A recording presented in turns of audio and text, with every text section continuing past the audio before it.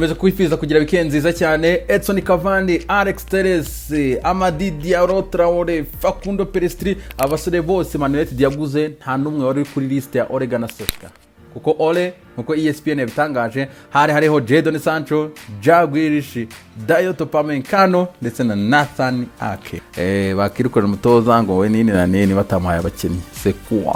Antonio Lopez akaba ari umuzamu w'ikipe Olympique Lyonnais, akaba yamaze kwandura coronavirus COVID-19, akaba rero yatangiye gukurikiranwa mu gihe ku rundi ruhande Zlatan Ibrahimovic yamaze gukira coronavirus COVID-19 kuri konti ya Twitter gusa maratangaza F-words. Ni hatari. Edouard Mendy umuzamu w'ikipe ya Chelsea akaba yagiriye akabazo gatoya cyane mu ikipe y'igihugu ya Senegal yasagaruka i London kwivuza. Luis Suarez w'ikipe ya Uruguay yatsindaga Chile ibitego biri kuri kimwe. Suarez rero akaba yaje gutsinda igitego hanyuma agitura umusore Fernando Muslera rero yaravunitse sezo yose. Uyu muzamu w'ikipe y'igihugu ya Uruguay Babyface, ubundi niwe Babyface, hanyuma amaze kuvunika sezo yose na mama we akaba yaritabye Imana. Urumva ko ni ibyago bikomeye cyane kuri Fernando Muslera na famille ye. Mbaye Niang akaba rero yapashe test medicale mu ikipe ya Saint-Etienne mu gihugu cy'Ubufaransa na makuru yatanzwe na Pierre Menez. Reka turebe aho byerekeza. Nako kandi Cristiano Ronaldo akaba yaratsindaga igitego cy'ijana rero mu ikipe y'igihugu ya Portugal. Uyu mugabo akaba rero mu gufeta ibitego bye ijana afite birenga mu ikipe y'igihugu ya Portugal. Akaba rero kuri match y'Abafaransa kuri iki cyumweru azaba yambaye CR100, inkweto nziza cyane hatari. Cristiano Ronaldo kandi akaba rero abajura baramukoze icyo bita kumupekwa, bagiye mu nzu baraterura hariya ibintu ture hariya kabisa. Bana bamwiba amabiju utuntu twinshi cyane mu by'ukuri ndetse na ya jezi iri sinye ya Juve yamuhaye nayo barayibye, bamwibye amabiju menshi cyane. Rero ni igihe Portugal yakinaga n'ikipe y'igihugu ya Espagne banganya ubusa ku busa, rero Cristiano Ronaldo yakinaga bari no kumwiba mu gihugu cy'Ubutaliyani. Jack Wilshere nyuma yo gutandukana n'ikipe ya West Ham ubu ngubu akaba ari mu biganiro n'ikipe ya Rangers muri Scotland.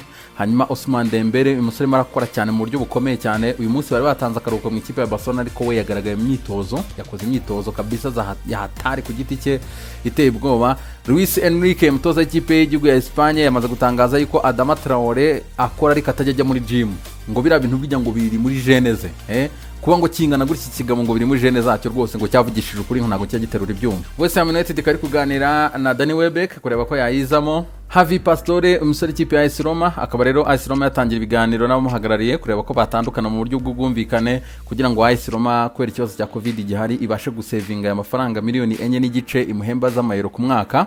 Anako kandi Lazio Roma yo ikabiri kuganira n'umutoza Simon Inzaghi bagiye kumwongera amasezerano kugera 2023, hanyuma umushahara we barakura kuri miliyoni 2.200 hanyuma bamushyire kuri miliyoni 3 z'amayero ku mwaka. Ozil n'abamuhagarariye bakaba bari kuganira n'ikipe Arsenal kureba rero uburyo yatandukana n'ikipe Arsenal mu kwezi kwa mbere. Yitwa Mane Mandzukic akaba ari gushakishwa cyane ikipe ya Olympique Marseille, ariko entre-temps Marseille igomba kubanza gutandukana na Konstantinos Mitroglou. Mathis de Ligt akaba ari umudefenseur w'ikipe ya Juventus akaba yaravunitse urutugu. Uyu mugabo rero akaba ashobora kugaruka vuba cyane rwose mu ikipe ya Juve, agiye kongera kugaruka muri defense yabo.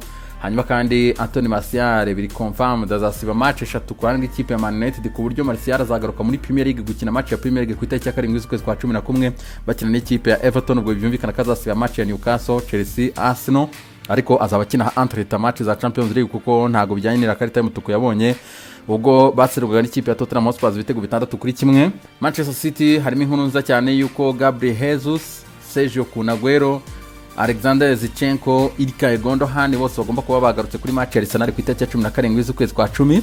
Anako kandi kuri ikipe ya Man City Omar Berada akaba ari directeur wa operation muri Man City akamaze gutangaza yuko niba Messi azaba hari isama itaha Man City tayari kujya kuri iyo dossier ikareba ko yamuzana. Ku ikipe ya Chelsea harimo inkuru nziza cyane yuko ku itariki ya 17 z'ukwezi kwa 10 match ya championnat ikurikira kwa n'ikipe ya The Blues akaba Hakim Ziyech azaba yamaze kugaruka. Nako kandi mu ikipe ya Liverpool harimo inkuru nziza cyane yuko Alcantara na Sadio Mane rwose biteganyijwe ko ku 17 z'ukwezi kwa 10 bazaba kize ku buryo match ikurikiraho bazayigaragaramo kwa n'ikipe ya Liverpool. Nako kandi Joe Matip yatangiye imyitozo rero ameze neza cyane kwa n'ikipe ya Liverpool, ashobora kuba nawe ari bugaruke rwose muri iyi weekend ikurikiraho.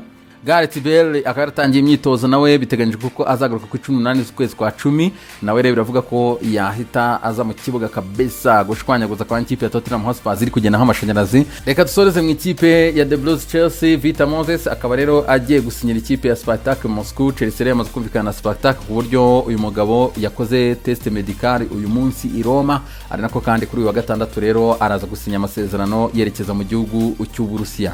Les amis, ibihe byiza cyane.